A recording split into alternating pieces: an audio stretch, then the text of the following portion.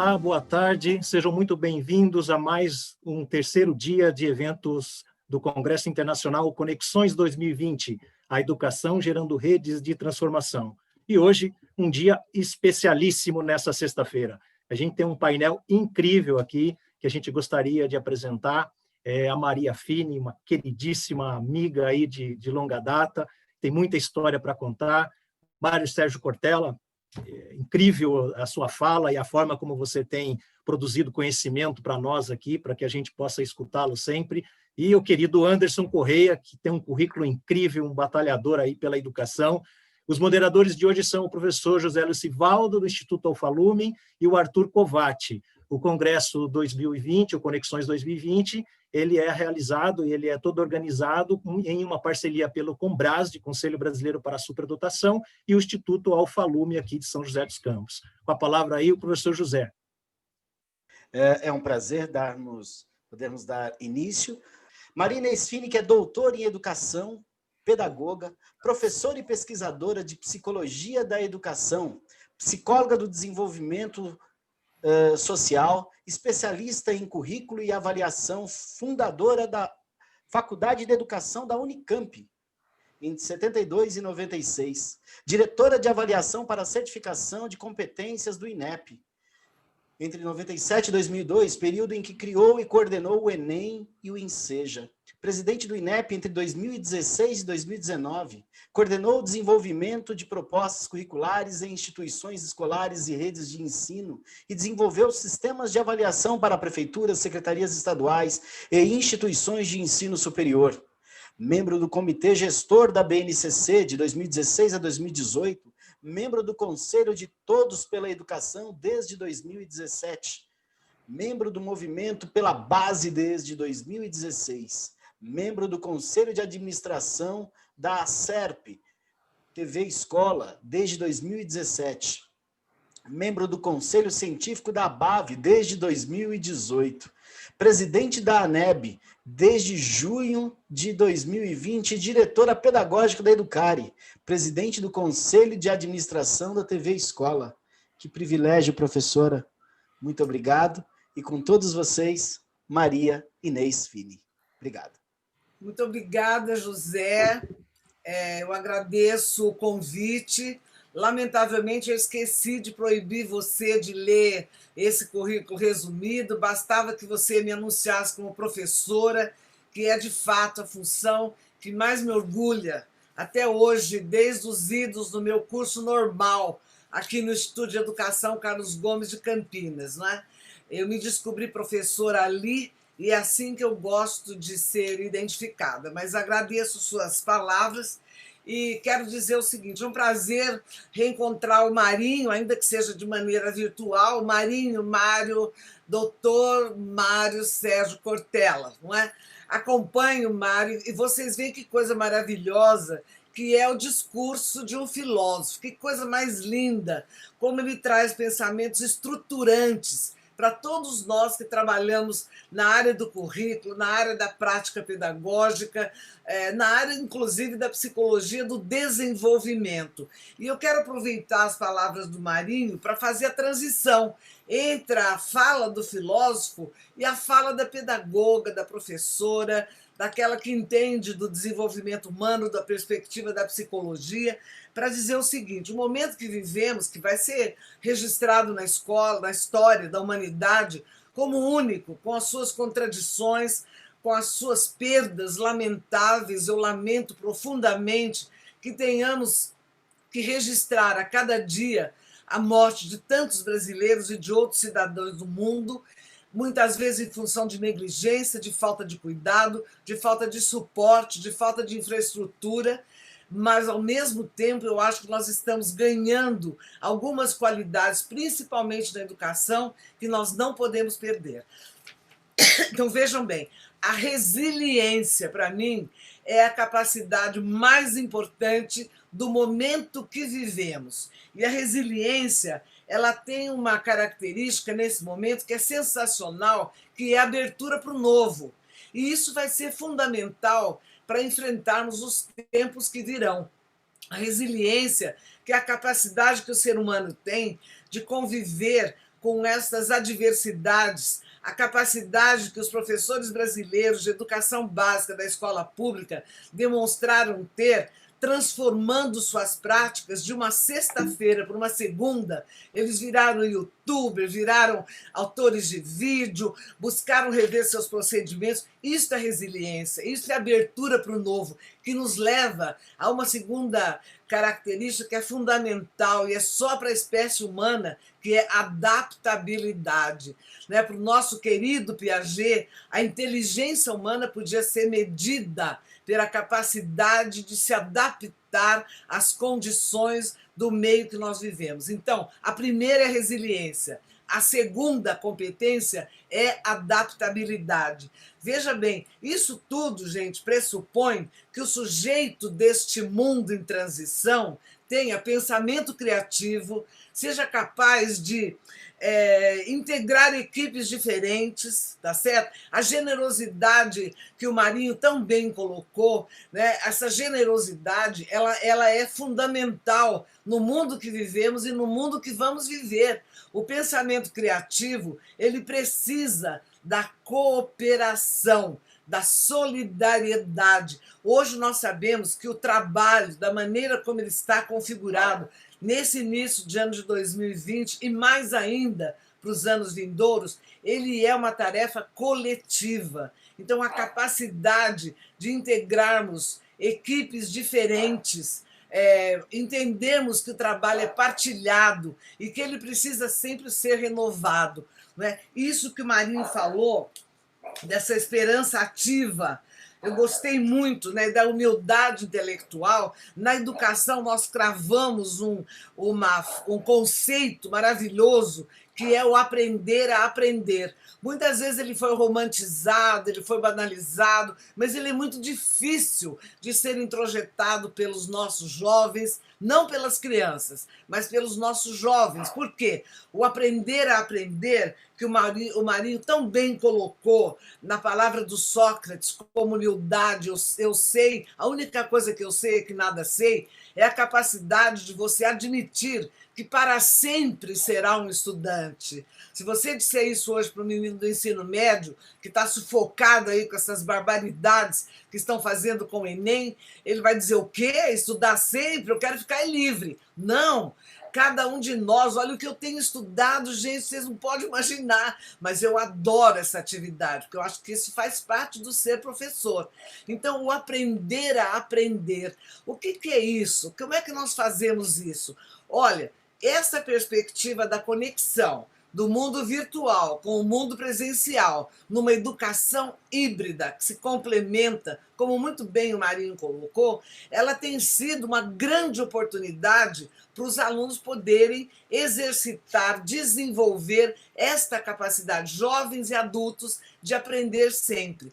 E isto, gente, de maneira magnífica, vem substituir o conceito mais antigo e ultrapassado de educação à distância. Nós não podemos admitir a distância. O remoto tem que ser obrigatoriamente ligado a um projeto do presencial. Nós precisamos da presença, do olho, da mediação, mas precisamos de um projeto inovador, porque nós não podemos perder a riqueza que a tecnologia nos permite. E a tecnologia que não é só plataforma, ela é televisão, ela é rádio, ela é o correio, ela é o amigo do vizinho que mandou o material para casa, ela é a perua que levou a merenda lá em 40 quilômetros na zona rural e levou lição de casa, depois ele foi buscar. Então, esta abertura para o novo, que a resiliência está nos trazendo, é de uma riqueza enorme, desde que saibamos apresentá-la.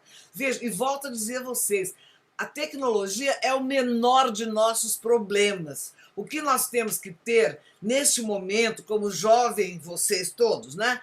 Geração adulta, nós temos que ter essa perspectiva disruptiva. Não é inovar, é romper, é destruir o modelo que nós temos de formação e de escola e assumir a responsabilidade que nós temos hoje de mergulhar num universo de dados absolutamente inédito. Quer dizer, a cada 2 anos nós aumentamos em 500 vezes o número de dados disponíveis hoje na internet.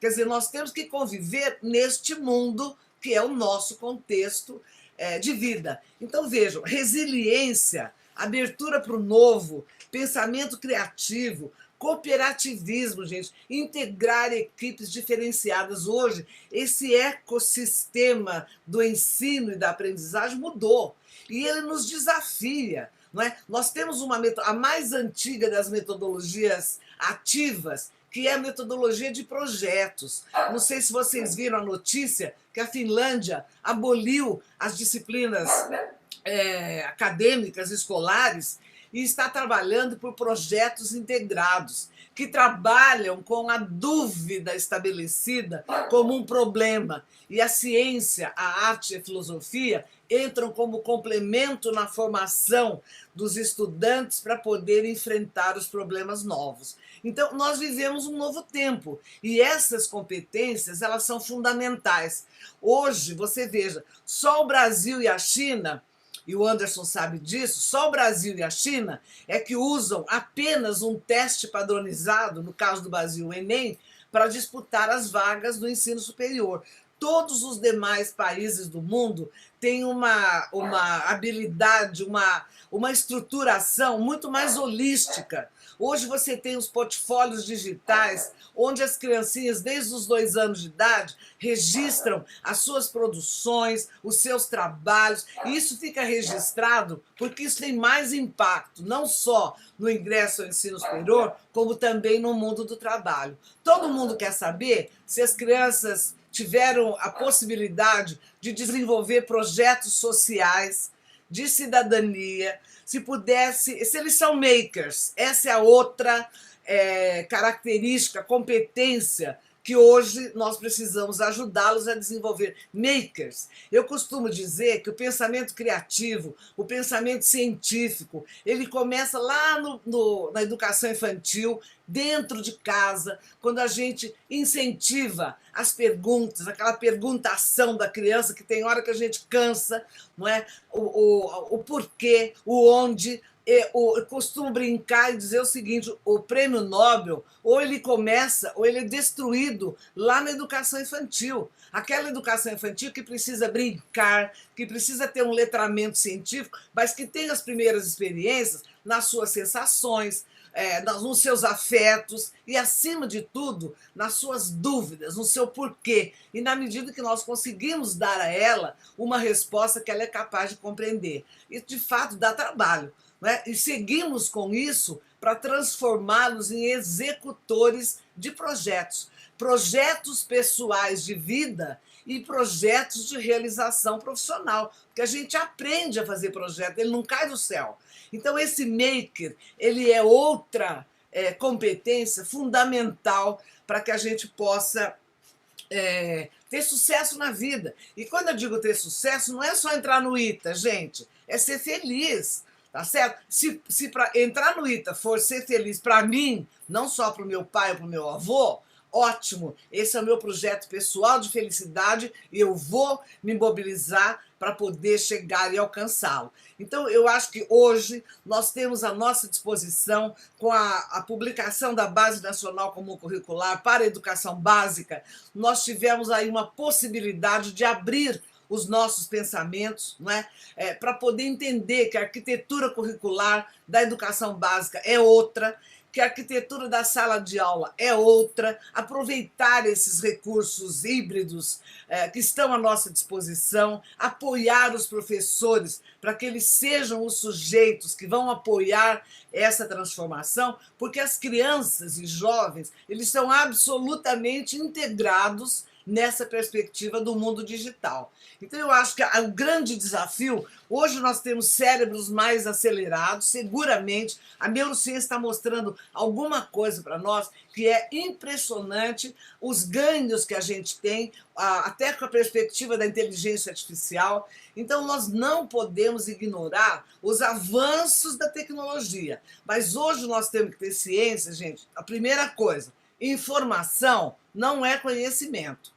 tá certo? Memória é maravilhoso, gente. A memória nos faz lembrar da nossa história, nós podemos ser narradores da história, mas ela não é inteligência. Não adianta decorar, guardar, porque os problemas estão mudando. Então, eu preciso aprender a resolver problemas novos. E, por último, gente, da tríade, que tem sido meu mantra pessoal, tecnologia não é pedagogia.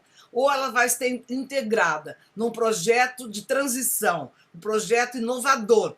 Porque, veja bem, a cultura de hoje é uma cultura de transição. Nós não vamos mais ter possibilidade de fingir que esses desafios, né, da sociedade não existiram para nós. Agora, seremos melhores se soubermos aproveitá-los, né? E fica aqui um registro para dizer a vocês que o nosso ensino superior, que é aquele responsável pela formação de professores, ele tem que ter uma mudança total. Nós nunca mais tivemos uma didática para preparar professores do ensino superior, eles se fazem sozinhos.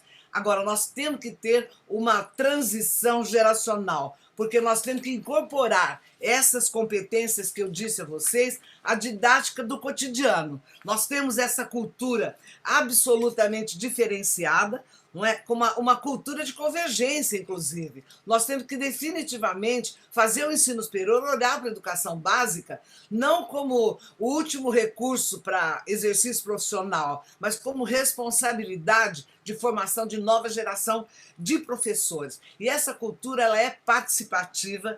Nós temos que formar essa inteligência coletiva com a qual a gente vai ultrapassar esse momento. Eu volto a dizer, a palavra não é inovação, a palavra é disrupção. Nós temos que destruir a escola que nós temos e reinventar uma escola nova para esses alunos que já são novos. Eles são migrantes de uma cultura excepcionalmente eivada de recursos tecnológicos. Não adianta a gente negar isso. Agora, volto a dizer, tecnologia não é pedagogia. Não é? É lógico que nós moramos num país absolutamente desigual, onde falta conectividade para muitos, não é? Mas nós temos que colocar a nossa inteligência a serviço da formação desta criança, deste jovem e até deste adulto, não é? De maneira disruptiva e transformadora.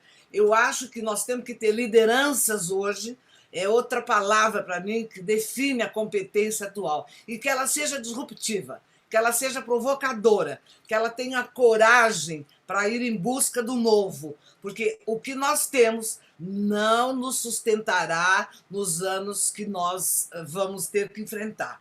Nós temos algumas superpotências cívicas, além dos cérebros absolutamente acelerados. Você vê aí o papel das organizações sociais interferindo nas funções de Estado, nem sempre de maneira harmônica, mas não é possível ignorar o papel das organizações sociais com este novo formato, não é? Nós temos, inclusive, gente, umas novas geografias, não é? Nós temos novas geografias, sim, com o padrão das migrações com as quais nós estamos vivendo, padrões culturais que nós nunca tivemos conhecimento e hoje temos. Não gosto muito de usar a palavra cidadão do mundo, mas nós temos essa perspectiva migratória. Vocês viram aí os nossos vizinhos da Venezuela. Enfim, nós não podemos ignorar esses padrões migratórios, essas novas geografias. Agora, eu tenho muito receio, digo a vocês, com muita preocupação como mãe, como avó e como profissional de educação mesmo, né? E como cidadã. Nós estamos convivendo com muitas narrativas tóxicas, né? Muita gente me pergunta, Marinês, você criou uma associação sem fins lucrativos de professores, colaboradores, para discutir essa perspectiva do ensino híbrido. Por que você não vai para o jornal, vai para o programa de televisão e fala disso? Eu acho que nós temos narrativas demais e algumas vezes muito tóxicas, não é? Eu acho que essa perspectiva, o que nós vivemos, em quem nós vamos acreditar, essa palavra que o Marinho nos deu, que nos trouxe, quer dizer, essa perspectiva da esperança, da hora, de quem faz a hora, somos nós que vamos fazer a hora. Então, muitas vezes, né, nós temos que conviver, por exemplo, com uma atitude atípica né, do nosso Ministério da Educação. E eu tenho falado para centenas de milhares de gestores de redes públicas, estaduais e municipais, e digo o seguinte: ótimo, aproveite o que nós não temos um maestro e vamos cada um de nós tocar o nosso instrumento, porque não é possível mais ficarmos com a narrativa tóxica, seja qual for a nossa opção política, de dizer que o ministro não entende de educação. Está certo, ele não entende mesmo, mas e daí? Nós entendemos? O que é que nós estamos fazendo? Então, eu acho que essa perspectiva do maker que eu disse para vocês é muito aquilo que o Marinho falou, de quem sabe faz a hora, não espera acontecer. Eu acho que esta é a característica da competência mais importante que o gestor, o professor, tem que ter hoje. Então, resiliência, abertura para o novo, pensamento criativo, isso é fundamental, gente. Cooperativismo, integrar equipes diferentes, solidariedade, projetos sociais. Isso é que os nossos jovens precisam aprender, olhar do lado, olhar para trás, além de olhar para frente e olhar para o próprio umbigo.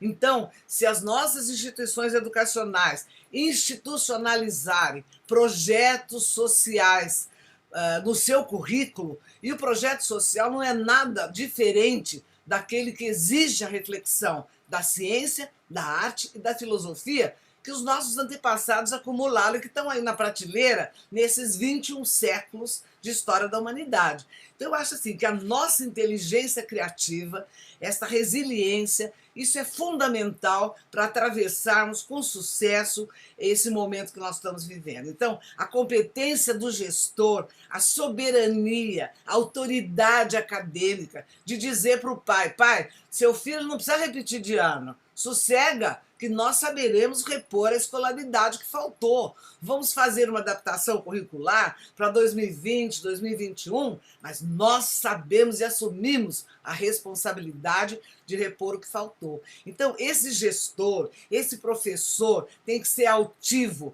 ele tem que ser resiliente, ele tem que ter pensamento criativo e assumir uma cultura de disrupção. Não se trata apenas de inovação. A disrupção é lenta, ela tem foco naquilo que o sujeito da sua ação vai precisar no futuro próximo. Então, nós temos que ser arrojados, criativos e pensar neste aluno que temos, seja na pré-escola do bairro X da escola pública ou nas excelentes salas de aula do nosso Instituto Tecnológico de Aeronáutica. Nós temos que pensar neste aluno, no perfil que ele tem que ter no mundo do trabalho e na sua vida pessoal. Eu acho que nós não podemos abrir mão do papel de educadores que apoiam crianças e jovens na busca de um projeto pessoal de felicidade. Isso é um direito inalienável, não há nenhuma Constituição que a gente precise dela para garantir isso, e devidamente amparados. O projeto de realidade de felicidade pessoal, ele envolve um exercício profissional, porque o trabalho é a nossa vida, tá certo? Digno, atual, muito bem remunerado, inserido num mundo do trabalho que também sofre as mesmas transformações e exige de nós, educadores, essa postura disruptiva. Então, acho que era isso que eu queria dizer. Agradecer a oportunidade, adorei falar com o Marinho, ouvir o Marinho de novo, adoro. Sempre que eu posso, eu estou ouvindo o Marinho, muito bom. Então, vejam bem, inovar nesse cenário é algo imprescindível para nós, mas temos que ter uma postura disruptiva, que é muito mais avassaladora do que simplesmente inovar. Obrigada a todos, eu estou aqui, tá? Nossa, obrigado, viu, professora? Acho que todos podemos dizer que estamos melhor iluminados agora, remetendo à metáfora que o Mário colocou na fala dele. Obrigado mesmo, acho que as suas palavras assim reivigoram a gente e dão muita energia. A paixão que você fala enfim, ecoou muito nos nossos corações. Que bom. Até já. Não sei se o professor Zé quer fazer algum comentário também. eu tenho um comentário, tem uma frase de uma escultora surrealista, Maria Martins, não sei se já ouviram falar dela, que ela fala assim, o mundo muda, e daí você pode escolher se você vai querer sofrer ou se adaptar. Eu acho que tendo a ousadia de fazer um remendinho nessa frase, você, professora, fez alusão a uma terceira possibilidade, que é a gente mudar o mundo. Então, assim, o mundo muda, a gente muda ele de volta. E você nem sofre nem se adapta, você vai lá e se impõe. E eu acho que a sua fala remete muito a isso, essa capacidade do ser humano de voltar para o mundo, e voltar e colocar as nossas ideias e o nosso coração em prática. Bom, transicionando agora, então, para o professor Anderson, fazer um comentário também, não vou resistir, o Marechal Casimiro Montenegro Filho já falava nos idos de 1950 dos técnicos competentes e dos cidadãos conscientes, já mostrando essa preocupação que vem desde lá do ITA, com a formação completa do ser humano. Bom, então, apresentar o professor Anderson, ele que é professor e reitor do Instituto Tecnológico de Aeronáutica, tendo ocupado previamente diversas funções no Instituto, como pró-reitor de Extensão e Cooperação, chefe do departamento, coordenador de cursos, coordenador de projetos, ex-presidente da CAPES, a Coordenação de Aperfeiçoamento de Pessoal do Nível Superior, foi membro do Conselho Deliberativo e atual pesquisador do CNPq Nível 1B, atuou na equipe de transição entre os governos Temer e Bolsonaro na área de educação e é assessora DOC da CAPES, FAPESP e CNPq.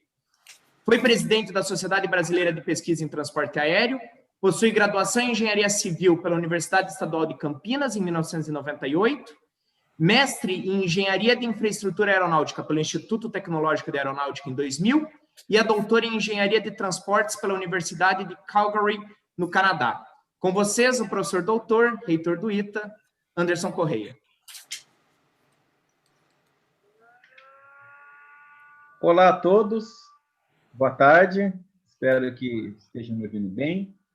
A gente está participando aqui a convite do Arthur Covatti, foi aluno do ITA, foi presidente do Centro Acadêmico Santos Dumont, que é o grupo de alunos aqui do ITA, Centro Acadêmico.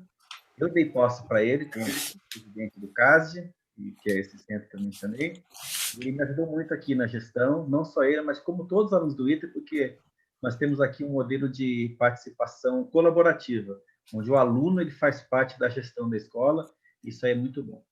E está hoje no Instituto Alfa Lumen, que eu poderia simplificar que o Alfa Lumen tem a ambição de ser como se fosse o ITA da educação básica e ensino médio, né? Então, ou seja, uma escola de excelência e desde a criação tem essa inspiração de ser um modelo de sucesso. Estou aqui na reitoria do ITA, atrás de mim tem aqui a foto do Santos Dumont, né? Todo mundo sabe que Santos Dumont é o pai da aviação, mas poucos sabem que Santos Dumont ele pode ser considerado indiretamente o pai do ITA, né? Tanto que ele é nosso doutor honoris causa, aqui na parede, o título que ele recebeu, pós-mortem, né? Mas ele foi nosso agraciado. E por que eu falo que ele foi indiretamente o pai do ITA?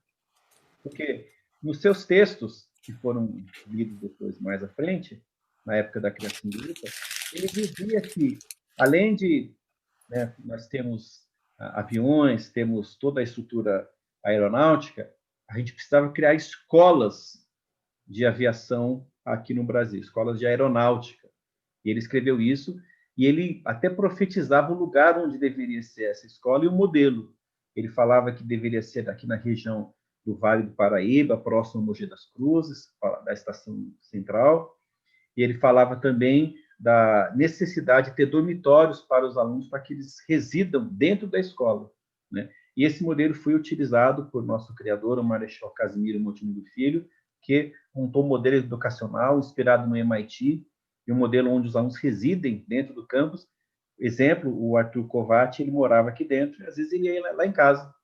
Quando eu era reitor, ele batia na porta lá, às vezes a gente comia uma pizza, entendia os problemas que tinham que ser resolvidos, trabalhava sempre em conjunto. Então, é um modelo que eu quero falar um pouquinho sobre ele. Nós já recebemos aqui, até como palestrante recente, o Mário Sérgio Portela, que é nosso palestrante aqui também, E por que a gente trouxe o Cortella aqui ao ITA? Porque o ITA tem um departamento de humanidades. Mesmo sendo uma escola de engenharia voltada para o setor aeronáutico, a gente também tem aulas de filosofia, tem aulas de ética, tem aulas de cidadania, e a palestra dele foi muito bem recebida aqui. A gente limitou em 600 pessoas. Na época não tinha Covid, né? Acho que foi uns 2, 3 anos atrás. Eu limitei 600, mas teve fila para assistir a palestra dele aqui. Então, ou seja, os engenheiros do ITA têm muita sede pelo conhecimento humanístico, e a gente incentiva muito isso aqui na nossa escola. E a palavra-chave que eu queria extrair da palestra do Cortella seria praticar aquilo que se ensina. E eu queria falar um pouquinho, na minha fala, um pouquinho baseado nisso também. A professora Maria Nesfina é uma grande amiga, que quando eu assumi a presidência da CAPES, e a CAPES tem duas frentes, a pós-graduação e tem também a formação de professores de educação básica. Eu fiz questão de convidá-la para que ela fosse a Brasília, a gente passou um dia lá com ela, foi muito legal, e ela me deu muitas orientações, né? Não consegui implementar tudo que ela falou, mas assim, a gente, dentro da nossa limitação, para mim a Marinês é uma lenda da educação, é o principal nome da educação brasileira, e é muito interessante estar palestrando juntamente com ela aqui. E as palavras-chave que eu queria tirar da palestra dela, que eu pretendo usar na minha apresentação, é a formação de lideranças. O ITA é uma escola que quer formar líderes como o Arthur Kovács, por exemplo. Pensamento criativo, ou seja, não apenas formar engenheiros para construir o básico, mas construir algo avançado, como Santos Dumont, que fez algo completamente inovador para a sua época. E projetos sociais, que o ITA tem que dar retorno para a sociedade. Aliás, se São José dos Campos é uma cidade com excelente padrão de vida, deve-se à criação da Embraer e o resultado positivo que gerou aqui em toda a sociedade josense e para todo o Brasil também. Eu vou dar uma palestra, eu não tenho assim, a mesma habilidade de oratória do Cortella, nem de longe, nem da Maria Inês, então eu vou me aparecer em alguns slides que eu vou estar apresentando, mas antes de colocar, eu queria só falar o que eu vou apresentar. Eu apresentei recentemente essa palestra no Conselho Nacional de Educação, a pedido do presidente à época, né, o Cury, agora é a Maria Helena Castro, que é a presidente, mas falar um pouquinho sobre as competências. E quando o Arthur Kovács pediu para falar sobre competência, na hora eu associei uma coisa a outra. Porque o Conselho Nacional de Educação, junto com as empresas, junto com a sociedade, identificou que os engenheiros precisam saber não apenas o conhecimento técnico, mas também as competências, muito aquilo que a própria Maria Inês acabou de falar, liderança, pensamento criativo, projetos sociais, e o que o Cortella falou sobre a prática. Então, a gente está constantemente atualizando o currículo do ITA, e uma das nossas entes agora é como melhorar a formação de competências de nossos profissionais. E eu queria que apresentasse agora um pouquinho, já pode colocar os slides já, o compartilhamento. É rápido, eu não vou falar tanto assim, né? Eu quero... Aí a foto da nossa biblioteca, né? A gente convida todos os presentes para nos visitar, para conhecer a escola. É um prazer receber visitantes, né? Como a gente recebeu o Cortella aqui recentemente, receber a Maria Inês, receber todos a audiência, tá? O ITA está aberto à visitação, né? E só marcar o horário aqui, falar com o nosso gabinete. Aí a nossa biblioteca, projetada por Oscar Niemeyer, e tem até os traços dele, né? Criado em 1950, né? Com o objetivo de formar técnicos competentes e cidadãos conscientes. Pode passar o slide. E eu quero falar um pouquinho sobre as inovações recentes no nosso ensino de engenharia. Então, a gente falou um pouquinho do passado e falar um pouquinho agora de presente e futuro, né? Estou aqui no meu segundo mandato como reitor do ITA, já fui reitor uma vez, de 2016 a 2019, fui chamado para ir a Brasília, trabalhei lá 1 ano e pouco, fui da transição, depois agora estou no segundo mandato até 2024, né? Para que a gente possa cumprir aqui um trabalho aí de renovação do ITA. Pode passar o slide. Nós fizemos um workshop, agora em maio do ano passado, o ano que vem a gente tem mais outro também, Engineering Education for Future. O que o mundo internacional, o que as empresas nacionais e internacionais, o que as escolas brasileiras pensam, o que é a formação de engenharia para o futuro? O que os engenheiros precisam saber para os próximos 10, 20, 30, 40 anos? Como que esses engenheiros vão se posicionar nesse novo mundo? E a gente está trabalhando com isso e fizemos vários coletamos várias ideias e quero mostrar um pouquinho do que a gente identificou e quer trabalhar para frente. Pode passar. A gente tem um apoio muito grande, como muitas escolas americanas têm a cultura, a gente também tem, dos ex-alunos apoiando o ITA. Aliás, o Arthur é um ex-aluno apoiando o ITA também. É uma iniciativa dos alunos da turma 61, então o pessoal bem velhinho, e desde 2015, em 2016, nós fizemos uma expansão, e em 2017 a gente formalizou uma associação onde os ex-alunos do ITA investem dinheiro, colocam dinheiro em projetos de educação.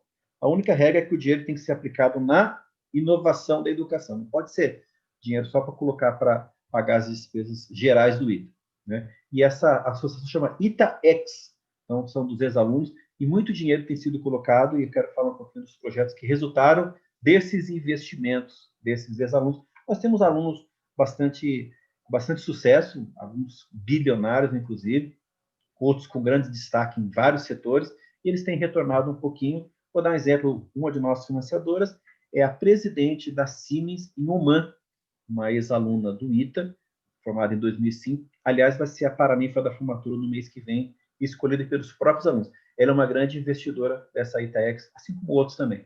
Próximo. Como eu disse, os projetos têm que ser alinhados para temas inovadores. E tem regras, por exemplo, tem que promover inovação no projeto pedagógico de aprendizado e engenharia, em consonância com as diretrizes curriculares, né, tanto da escola como do país, projetos integradores, a Marinês falou isso bastante, melhoria do ensino laboratorial, iniciativas em inovação tecnológica, inovação didática, etc. Então, ou seja, tudo aquilo que melhora a educação e faz o aluno aprender mais e com muito mais qualidade. Próximo.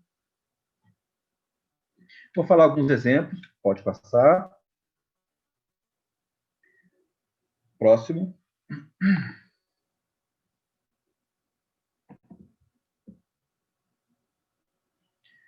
Como era feito o ensino de física do ITA, nos laboratórios de mecânica, por exemplo? Era uma abordagem, não, acho que passou, volta só um pouquinho, porque eu quero falar como que era o ensino de física antes dessas mudanças que nós praticamos e como que a gente pretende fazer. Só mais um para voltar. Mas tudo bem. O ensino, ele era muito, assim, tradicional. O aluno chegava na bancada, já tinha o equipamento pronto, o técnico chegava, colocava o dispositivo, o aluno tinha que seguir um roteiro que o professor mandava. E a gente percebeu, será que é isso que a gente quer? Será que nós queremos alunos que sigam regras, que pegam assim, olha, vai lá e coloca a bolinha aqui, calcula, faz a conta, aplica alguma regra, né? Então, ou seja, os 40 grupos das 4 turmas realizavam o mesmo experimento e para confirmar a teoria. E aí, paramos para pensar, eu acho que não é isso que a gente está buscando. A gente está buscando líderes, buscando gente inovadora, que pensem à frente, que façam coisas que não existem. Então, a gente começou a trabalhar, próximo slide, e aí a gente adotou uma metodologia que se chama Problem-Based Learning. Ou seja, você traz um problema para que o aluno busque resolver do seu jeito, não do jeito que eu mandei que ele faça. Pode passar o slide. Aí, algumas coisas começaram a surgir. Um aluno foi lá e criou, através de filmagem do movimento, desenvolveu um software para captar o movimento e fez análise do movimento e trabalhou. Ou seja, uma coisa que não tinha sido proposta pelo professor. Outro que, para medir a aceleração gravitacional local, ele criou, usando ímã, magnetômetro, usando o celular como pêndulo, foi lá e conseguiu medir a gravidade de um jeito completamente diferente do que tinha sido determinado nos outros anos anteriores. Então, mostra o seguinte, como o aluno vem buscando trazer inovações no seu próprio laboratório, e isso está sendo aceito hoje pelos professores do ITA. Pode passar.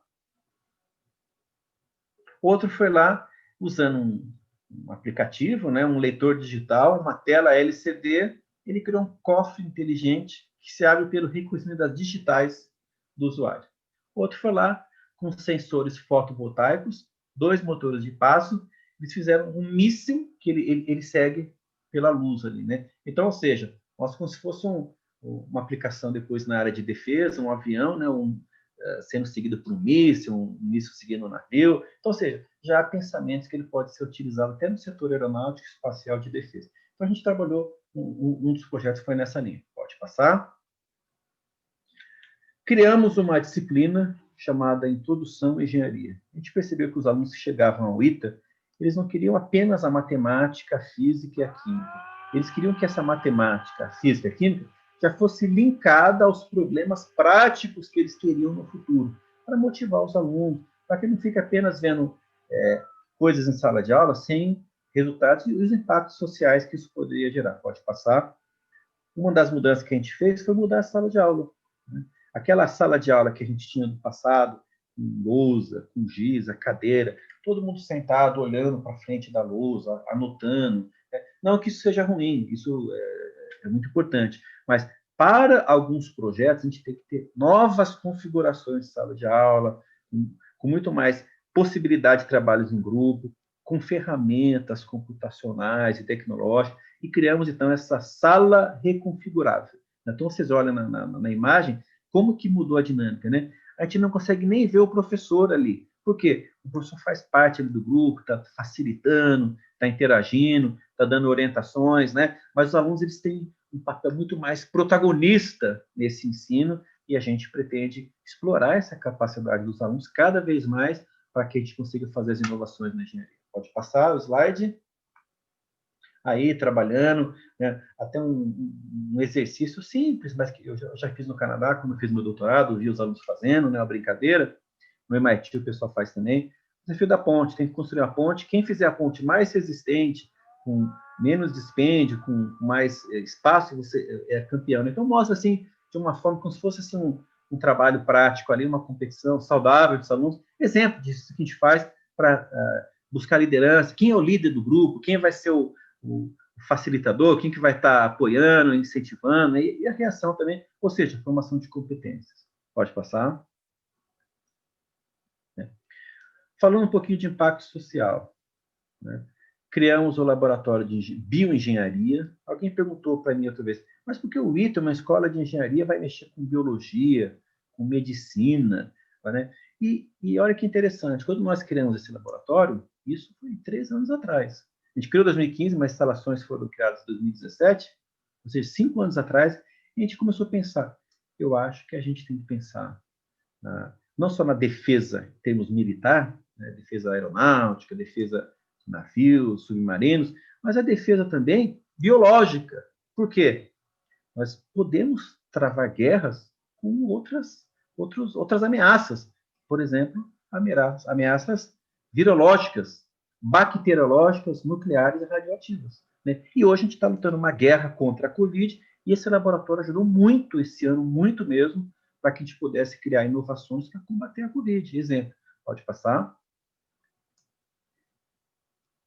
E já à época, né, muito antes da Covid, a gente fez parcerias com o Hospital Assis Camargo, o Albert Einstein, a Santa Casa, com a FINEP, com a empresa Celase, com todos os institutos, já. E nesse ano a gente trabalhou com muitas tecnologias. Esse ano foram criadas. Entre elas fizemos um detector de coronavírus no ar, que ele fica posicionado, ele identifica a presença do coronavírus em um ambiente, o que é muito útil, né? E não só agora, mas também para futuras ameaças que a gente tenha também.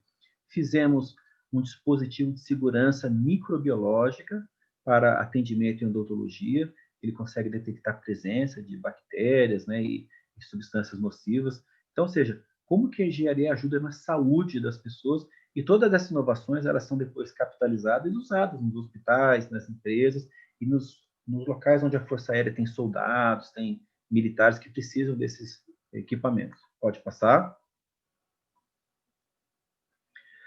Criamos um novo laboratório para construção de aeronaves, onde os alunos eles produzem aviões que não existem, aviões que não são os modelos tradicionais, mas como que poderão ser no futuro novos modelos de asas, né? Pode passar, com parceria com o MIT, com o Michigan, com professores, né?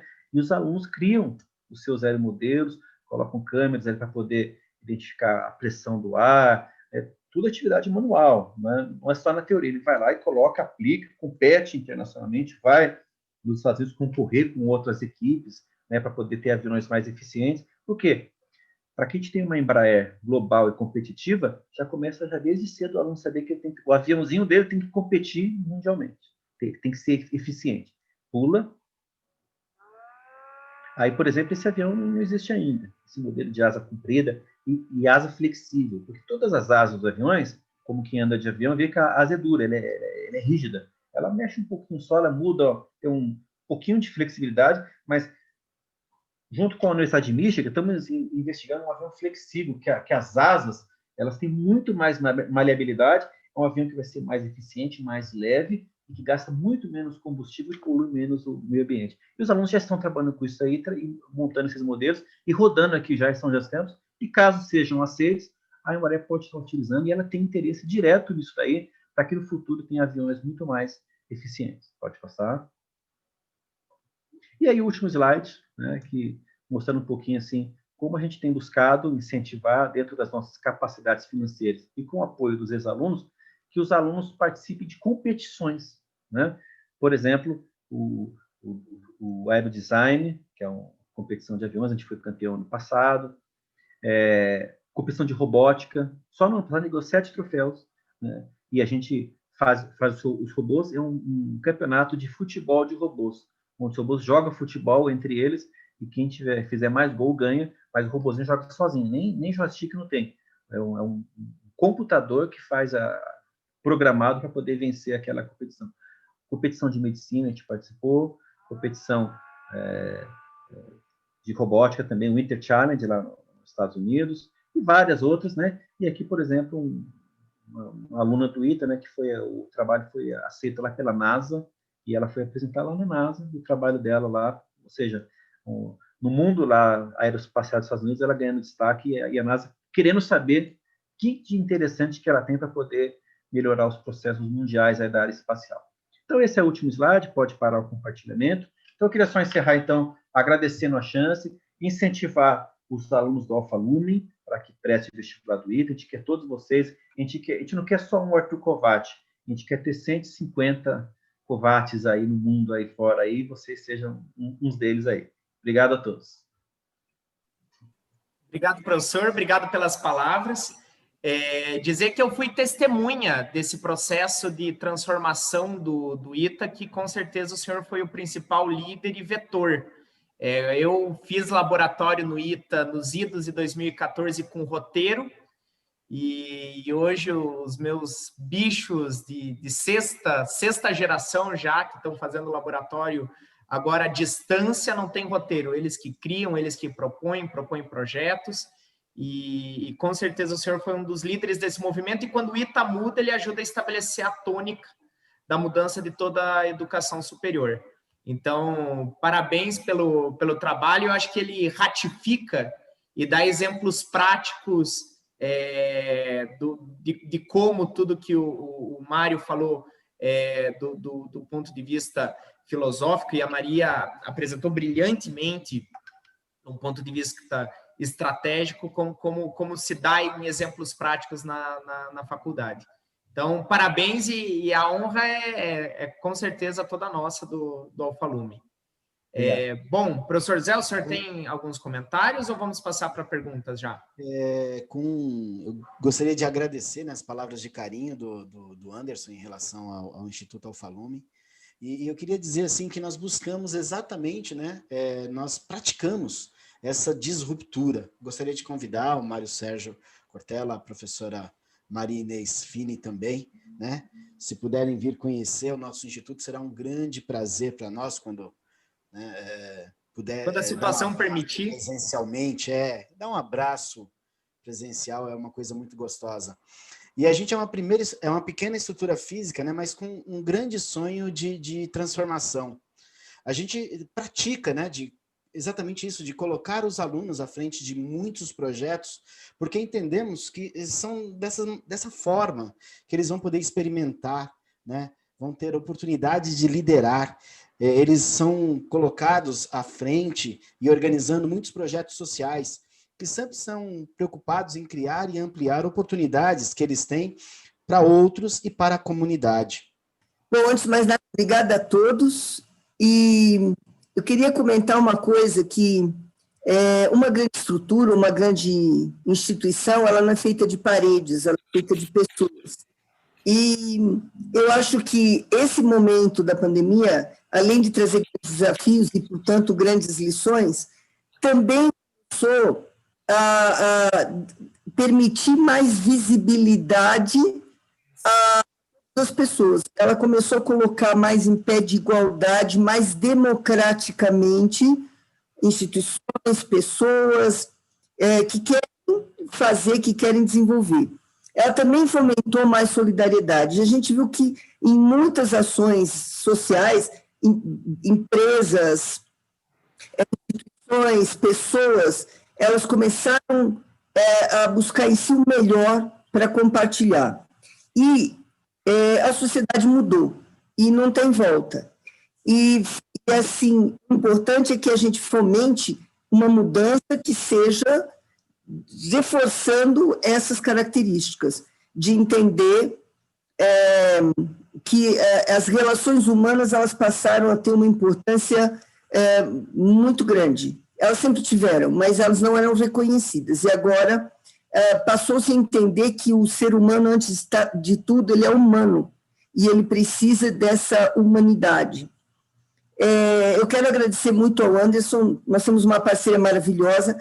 Lembrar que o Instituto Alfa-Lume é uma ONG de impacto social, não é um colégio, mas ela tem um projeto escola que, sim, busca ser disruptivo e que tem uma parceria maravilhosa com o ITA, e convido-os a conhecer o nosso projeto escola e a conhecer os nossos projetos que buscam, na verdade, democratizar o conhecimento, conectar, fazer uma grande rede de conexão entre pessoas que querem transformar a sociedade, que são, eu gosto muito disso que você está falando, Inêsfine, que é assim, valentia.